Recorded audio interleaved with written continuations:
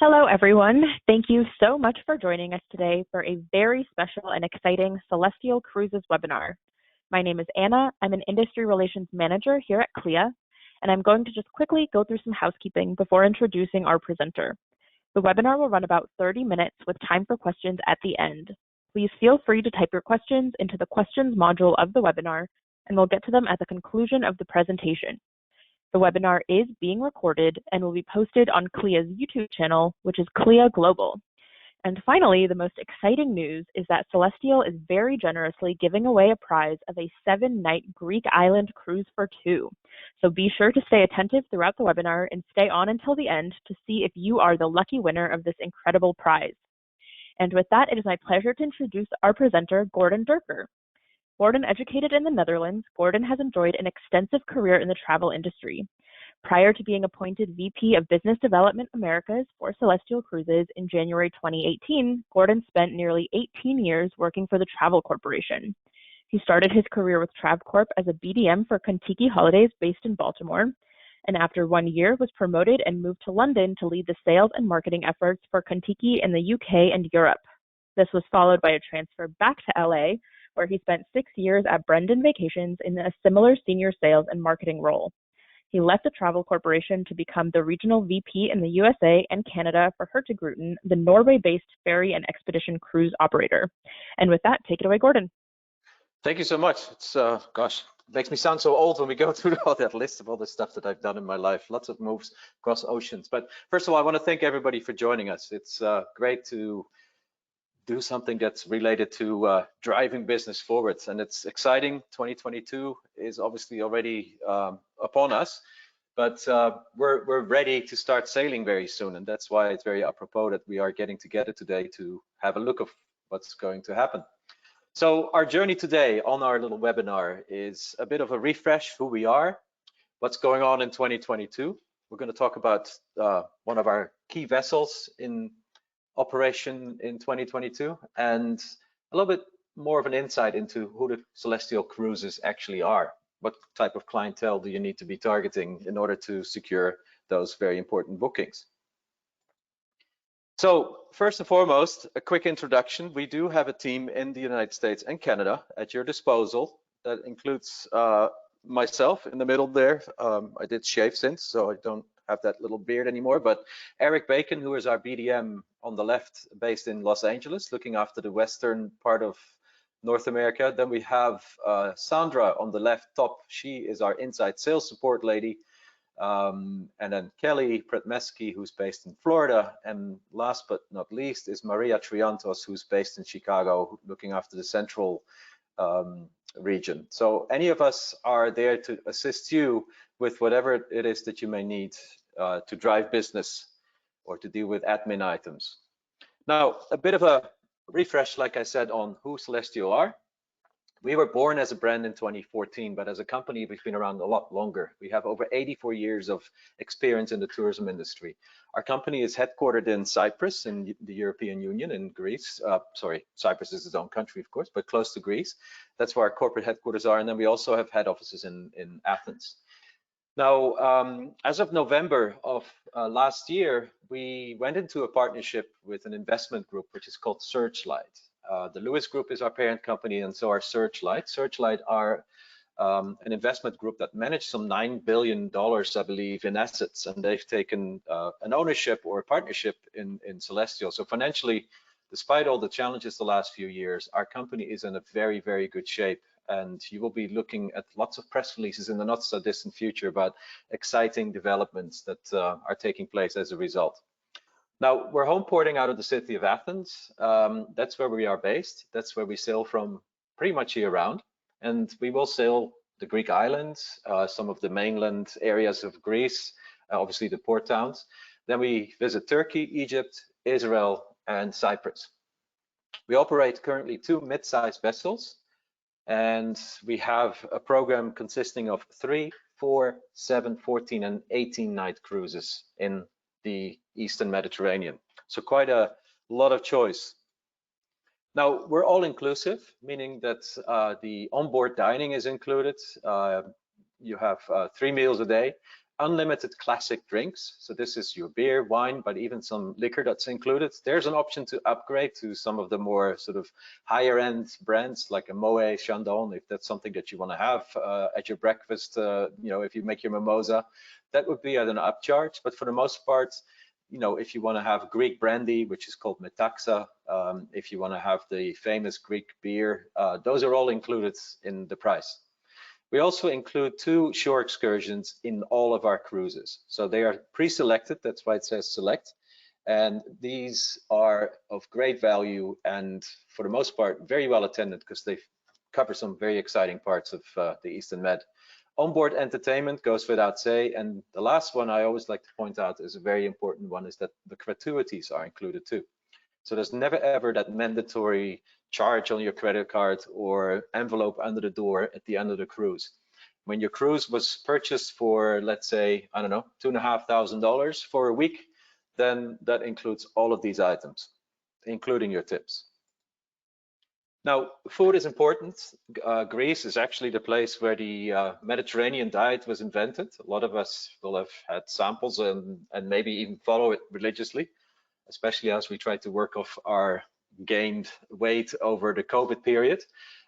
It's all to do with eating healthy, a lot of plant-based food, but also a lot of seafood, as you know. So we feature a lot of the Greek cuisine on our ships. I mean, the majority of our staff on board, the officers for the most part, are all from there. So it's key that we showcase who we are also when it comes to the food. Local ingredients, and then of course, you cannot eat Greek salads every single day, even though that is an option for the fanatics, but there's obviously an international choice as well. If you have to have a nice big steak, absolutely on the menu, and there's a lot of other things you can choose from.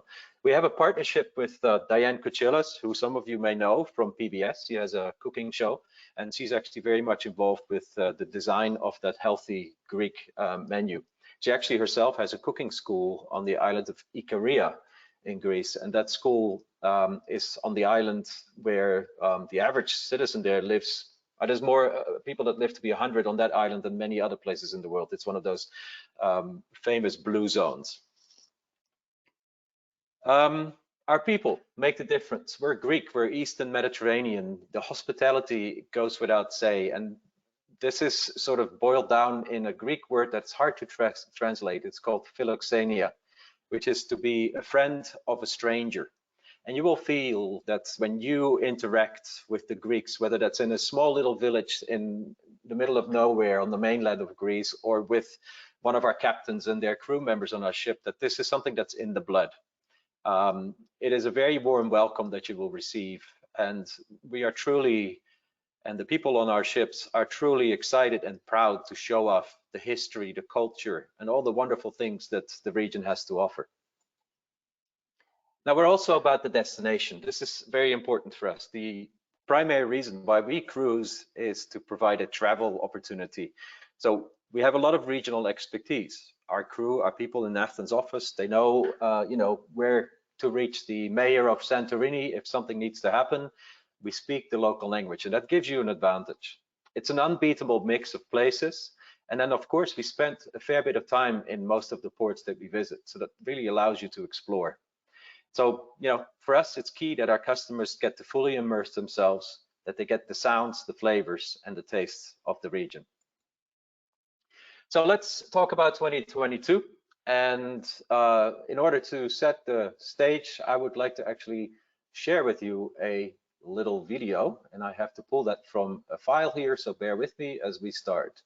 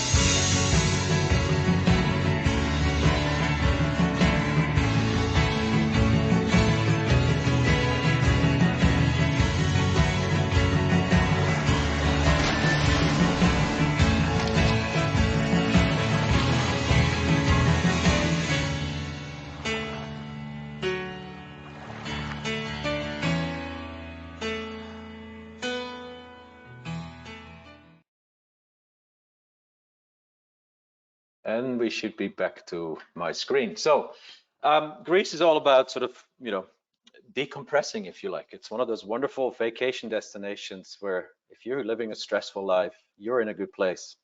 And that's true for those that go on our cruises there as well. So let me talk about the start of the season. So the first sailings will actually start operating April 18th. And we start with our 3- and 4-night iconic Aegean sailings. Now, these are short voyages that will cover 2 stops per day and are very often featured in programs of tour operators that we work with in the United States. They're the perfect add-on to a land program, if you like. A lot of agents use this as an off-the-shelf island hopping solution, for example. So the 3- and 4-night iconic Aegean cruises. Then April 30th, we will start with the idyllic, and we're going to focus a little bit more on that particular itinerary during this presentation. Then October 22nd, we will start operating the eclectic Aegean, which is a slightly different itinerary that also covers Istanbul intensely, overnight stay there, along with the Greek islands. And then we have the 3 continents, which is a wonderful voyage that starts November 19th and runs through December the 10th, that is, which takes you to Israel, Cyprus, Egypt, and Turkey, and then back to Greece. So wonderful, wonderful sailings, wonderful opportunities for guests to really immerse themselves and explore. We also have some themed departures. As we know, the region is very rich in Bible and biblical history. We tend to attract actually a lot of church groups on our sailings, in particular on the 3 and 4 nights, but also on this one, the 7-night Steps of Paul. So it's kind of a reverse journey of the steps that Paul took as he went to Europe to convert the Europeans to become Christian. And we get a lot of church groups, as you can imagine. Then we have Christmas sailings that are 18 nights long. Those will start obviously around the Christmas period. Athens, Thessaloniki, Izmir, Rhodes, Limassol in Cyprus, and then Israel, Egypt, Crete. So a wonderful, wonderful Christmas themed trip. Now, like I said, we're going to be focusing a bit more on the idyllic. This is our bread and butter. This is the go-to cruise for most people out of the United States. And by the way, we source close to 50% of our business out of the North American market. And this would be one of their first choices. So starting April 30th, it departs Athens. For those of you who do military or 24-hour clocks, there you go. 1700 hours or 5 p.m. we depart. Then we get to Thessaloniki at 10 a.m. in the morning, spend the whole day until 7. Then we sail on to Kusadasi in Turkey. We arrive there at 1, and then we are there till 9 p.m. Then 9 a.m. Rhodes, spent the whole day in Rhodes. Then we go to beautiful Crete, where we spent most of the morning to sail onwards to incredible Santorini, in time to see the beautiful sunset, and even in time if you want to spend some time in the clubs, if that's your cup of tea. We depart again at 2 a.m. Mykonos, another one of those incredible places. We are there from 8 a.m. till 2 after midnight. So that covers an extensive stay as well. And then we go to an incredible island, which is called Milos. It's kind of the icing on the cake on this particular itinerary where we spent the whole day. Milos has been rated or listed in Condé Nast and some of the other famous travel publications as the most beautiful Greek island. And it's very much worthy of a visit.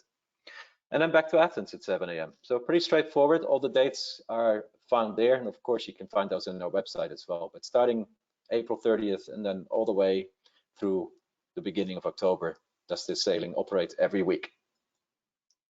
Now, you want to start in Athens. Athens is obviously world famous. This picture I actually took myself sitting at a little coffee place overlooking the Plaka area. That's the Acropolis in the background there, 2,500 years old. The history in Athens is, second to none. The cradle of Western civilization, absolutely worth of a pre-stay. The Plaka area, where you can sit at the traditional tavernas and watch the world go by, eating one of the best meals you probably ever have, the Greek food that's being served there. Now, I mentioned that we are going to be stopping in Thessaloniki. That's a new, actually, stop on the idyllic. Thessaloniki is the second largest city in Greece. It's a foodie town. It's also a university town. It's a young place. And here you're looking at Mount Olympus in the background over the ocean. on a clear day. It's an absolutely fantastic city, and we're so excited and proud to be including this, to be sort of the introducers of this destination to the North American audience. Like I said, it's a young city, it's a vibrant city. The cuisine, even by Greek standards, is one nudge up from what you would find in places like Athens. A lot of people from Greece have acknowledged that this is the case. So opportunities to explore the markets, do some food sampling yourself. Then of course there's the historical part of the city as well. This is the famous Arch of Galerius, which is a Roman structure that was actually constructed, just to give you an idea, it's relatively modern for Greek terms, in around 300 AD.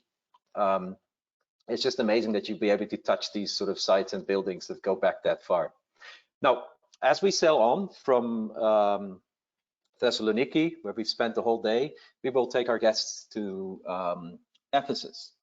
And this is, we embark and disembark in Kusadasi, take the motor coach to Ephesus, which is the ancient Roman site. And this is the Library of Celsus, which is one of the 3 largest libraries that the Romans built, the 3rd largest, as a matter of fact. And it dates back some to the sort of 1st century AD. And then, this would be a rest stop for the Romans. They didn't social distance when they went to their bathrooms. They were sitting right next to each other because that's what you're looking at. It's one of the public bathrooms that you can visit in Ephesus. And then, of course, the famous theater, which still today sometimes is used for plays and exhibits. And you can visit and experience the acoustics of the place. Then afterwards, we'll do a quick visit to one of the famous rug makers, Turkey, as we well know. Anytime you go to any store here in the US, for the most part, the rugs come from that part of the world. And you'll get a demo on how silkworms make the silk and how that is then constructed traditionally into these beautiful rugs. Then we go on to Lindos, and Lindos is in Rhodes. And this is one of the included excursions on this voyage, where we take our guests by motor coach from the port to the town of Lindos, which is a beautiful, be it a little bit touristy town, and then we take some 300 steps up to the Acropolis of Lindos to have some of the most astonishing views like the one you see here. Rhodes is an island that was famous for the knights that used to be there and stage their crusades from here to try and fight or protect Christianity. And this is the Street of the Knights in Rhodes that is still pretty much intact as it was during the Middle Ages. And you can see all these knight halls from the different orders from around Europe, French, wherever they may be from, German. There's also the Knights of St. John that originated here, which, as we know, is an order that still exists today and is very active in the hospital world. In Crete, we're also offering an opportunity to visit the Palace of Knossos, which is a structure that goes back 2000 BC, famous for the Minotaur and the Labyrinth, and very much worth a visit if that's something that you're interested in. I would actually absolutely recommend it because it's a must-see if you have not seen this before. There's other options that we offer, excursions that you can actually pre-sell as an agent, so you earn commission. This is one where we take you to the Greek countryside, where you will meet a local farmer who literally makes wine and some other beverages by hand that his family has been making for generations. And you will meet his wife and his children, who will then put up a typical Cretan Greek dancing performance. It's very hands-on. You will get on stage yourself, most likely, especially after you sampled some of the alcoholic beverages that they produce. It's a lot of fun, but it's something unique because you're going to be sort of immersing yourself with this Greek person who is going to do his talk in Greek as our guides translate what he says, because he doesn't speak any English, and it's as up and close as you can possibly get. Then we sail to beautiful Santorini. Santorini, famous, it used to be, and still technically is, a volcano. And so you sail into the caldera, and then as you get off the ship, you have an opportunity to explore Santorini. If you take the little back streets, that's the scenery that you see in all the tourism flyers. This is wonderful Ia, which is very famous for the sunset, but there's so many places in Santorini where sunset opportunities will come your way Many selfies are taken on all these beautiful outlooks that you will find across Santorini. This is a winery where you can go to do the same, enjoying a glass of wine and then seeing the sunset in the distance. And again, I mean, these are pictures that were taken by cameras that some of our BDMs and travel people actually took with them. So you don't have to be a fancy shot to make some beautiful sunset images there. Then we go to the jet set island of the world almost, Mykonos, famous for many reasons. For one, obviously, it's a beautiful town with all of its sort of labyrinth-like little streets. Those were built to confuse the pirates that used to roam around the islands. Nowadays, it just confuses tourists and lures you to some of the most fancy of stores and, of course, clubs and restaurants. Venice, the little Venice, as this is called, a great place to enjoy a little cocktail and then do another sunset, perhaps. Other scenery in Mykonos. And this is an image that I actually took myself when I was there last year, where there was a wedding going on. And last year, Greece, as we know, was open for tourism, and it was as busy as you see in this image. People were going to Greece in droves, and Greece is already very proactive, yet again, to stimulate tourism back to the island. And they've just announced a lot of the restrictions being lifted. We're still waiting for our restrictions, and technically all Americans can go, no problem. You just have to still do a test. We expect that that's going to drop off very soon too. Within Europe, they've already announced that nobody needs to be tested. You just, as long as you're vaccinated, you can come and visit Greece, no problem. And that's one of the sunset images, again, from Little Venice. And then if the sunset is not enough for you yet, then, you know, the jet set island that Mykonos is, we have a big audience, you know, from people that like to trace the steps of Paul, do the religious side of things, as well as people that like to go clubbing. And both Santorini and Mykonos have some of the best clubs in the world, and this is the scene at one of them. As long as you're back in time before 2 a.m., we will be able to take you back to the next destination. Now we go to Milos. Milos is a stunning island. These are old fishermen's home, and if you look at the blue doors below, they may look like what you would find in a townhouse in the US, and that's kind of what it is. It's just that the fishermen of old used to actually store their boats underneath their homes. Most of these are now rented as vacation rentals, but it's just an incredible, beautiful collage of colored, whitewashed, and blue and red and yellow doors that you will be able to witness there. The other thing that we highly recommend, because we spent the entire day in Milos, is to join one of the excursions, one of which takes you on an island boat trip, and you will be able to see scenery like this, and actually even swim in the scenery like this. Do some snorkeling in that blue water. Explore some of the beaches that look like they're on the moon, and of course, you know, have yourself a little ice cream or some pastries after you've burned up some calories swimming at one of the little bakeries that's in the town of Plaka in Milos. There's some more scenery that we're also familiar with, and those of you who've been will vouch that this is what Greece actually looks like. Again, some views from the town of Plaka from the island of Milos. So it's important to know what you'll be sailing on. Our beautiful Crystal, she's a mature vessel. She's been doing a great job for us. She sleeps on average about 1,200 guests. But during the startup of the season, we'll be sailing with somewhere around 700 to 800 passengers. She has 480 staterooms, 53 with private balconies, which are the first ones to usually sell out. Air conditioning, we obviously have doctors on board, multiple restaurants, outdoor pool, gym, sauna, etc. She's small, she feels like a yacht, and can therefore get us, we can get to the ports like Milos, where big ships are just not able to get to. So that gives us a huge advantage. Same with Thessaloniki. Thessaloniki is not really that accessible with a large vessel. You would always have to tender. With us, we can actually dock there and get on and off the ship very efficiently. And it's also very helpful, you know, with a mid-sized vessel. We all know how easy it is to go through the embarkation and disembarkation process. On board the dining, I've already related or highlighted some of the cuisine choices. There's the sort of formal dining room where you will enjoy a 3-course meal, cooked to high standards. Again, some of the menu items designed by Diane. And then you have your staterooms. Now, since we're so port intensive and since we spend so much time in most of the ports, you know, the cabins need to be comfortable, but we're not a luxury cruise line. By all means, we are a cruise line that sort of sits in the sort of 3.5 to 4 star or premium segment.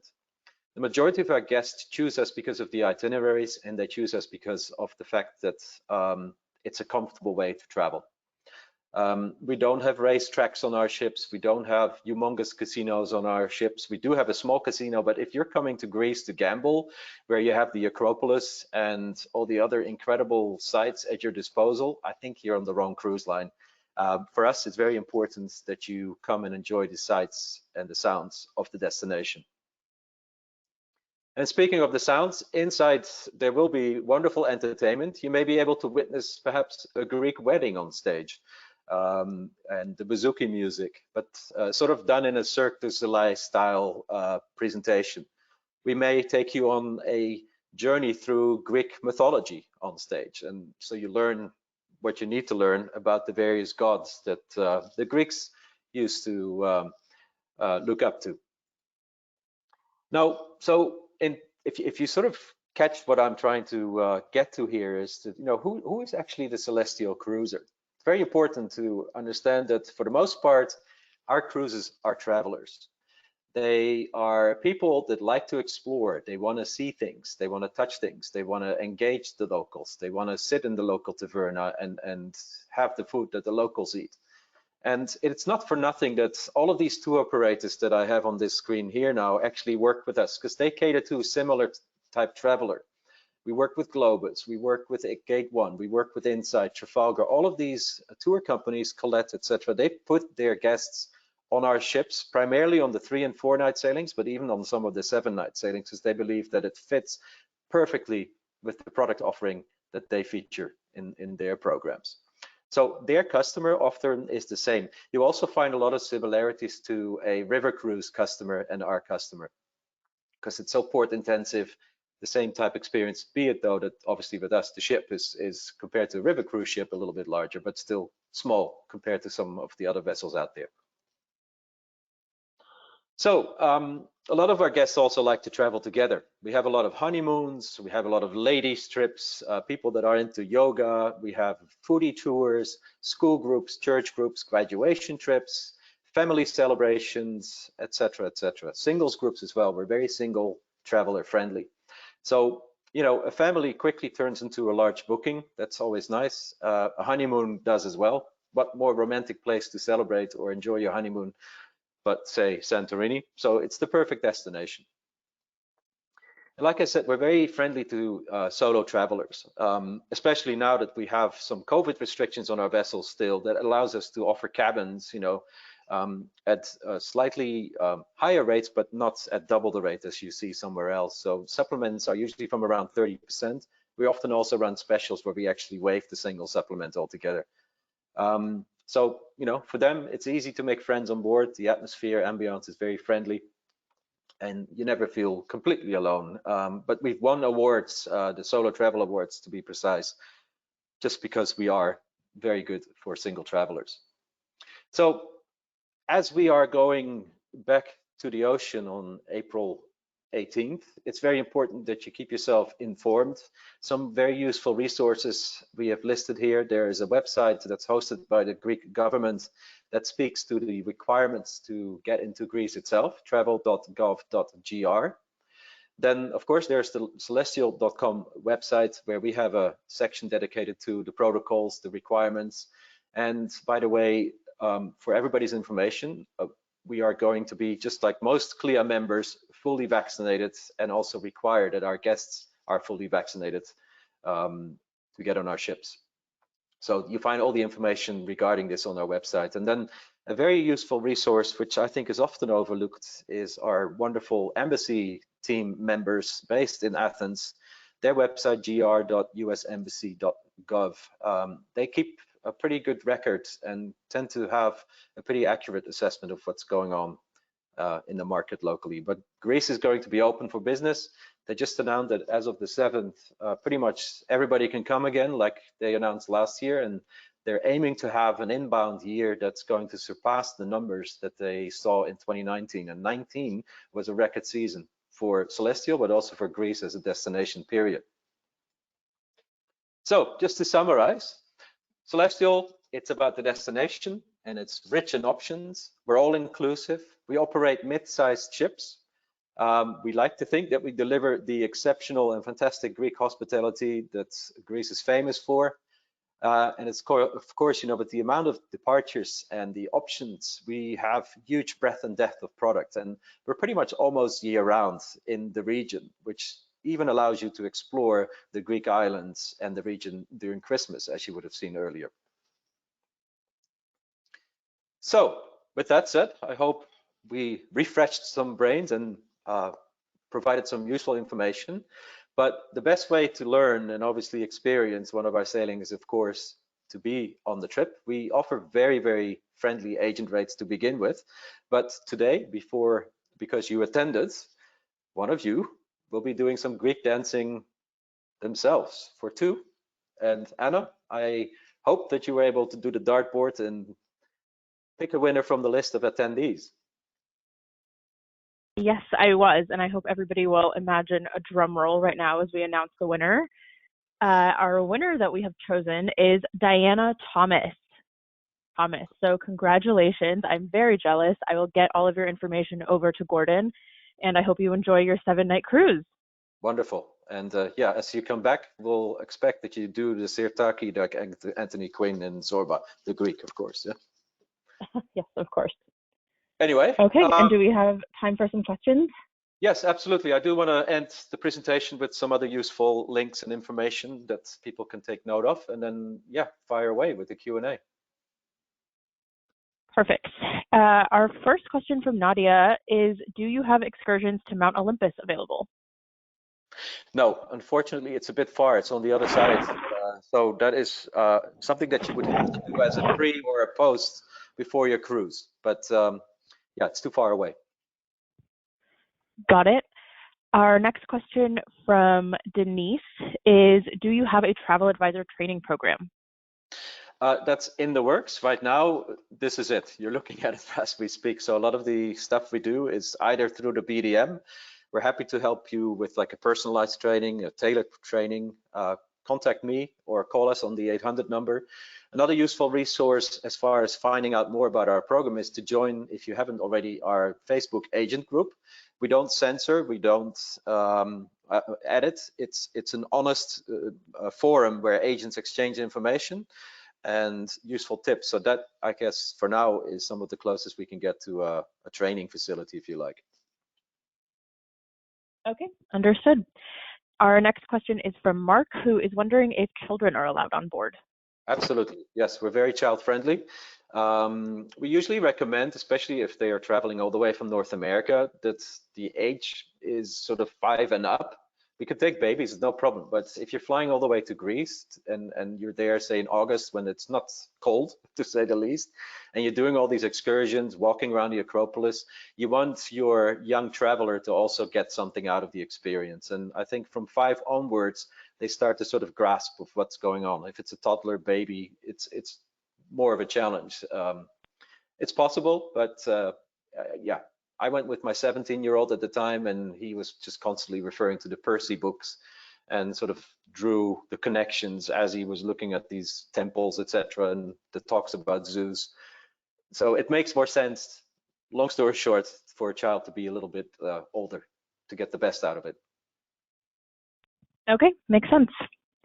This next question from Cecilia is about groups. So can you speak to your group's policies? Yeah, it's usually 1 free for 20.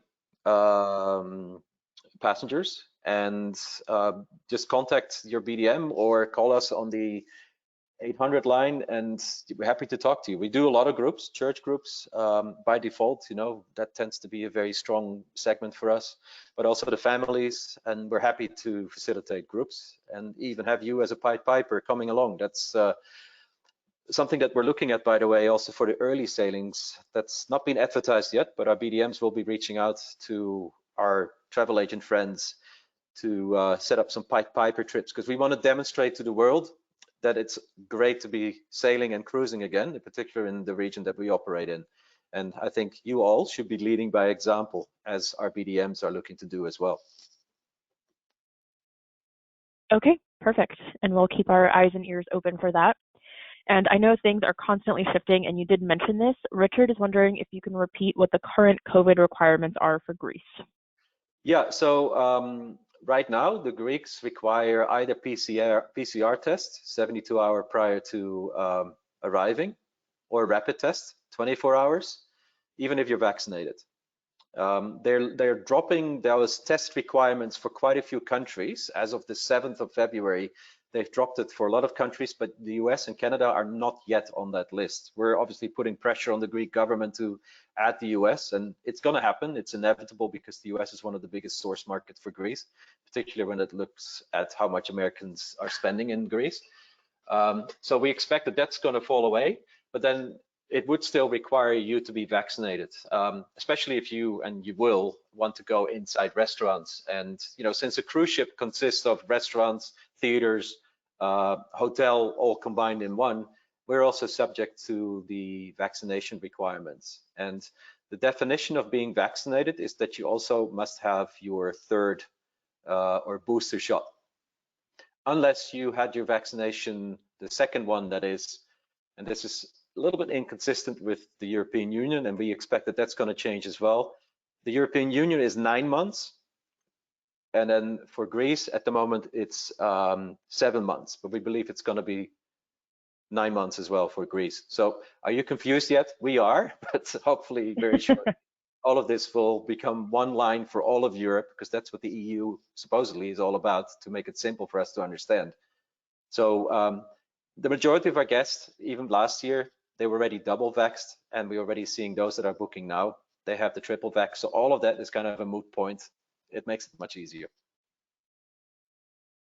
Okay, got it.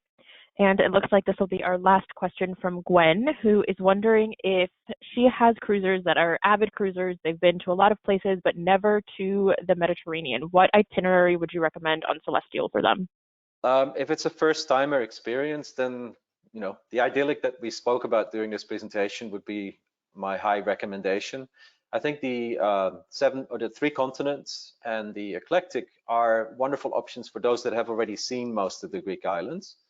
But yeah, they offer Egypt and Turkey and Israel as options too. So my favorites would be the idyllic, and it's a great starting point. And then you will get addicted in a good way to the destination, and we'll be booking lots of cruises to the region going forward. Okay, perfect. And those are all of our questions. So thank you so much, everybody, for joining us. Congratulations again, Diana, and thank you, Gordon, for all of the wonderful information. Thank you, and thank you, everybody. Have a great rest of your week, everyone. Bye.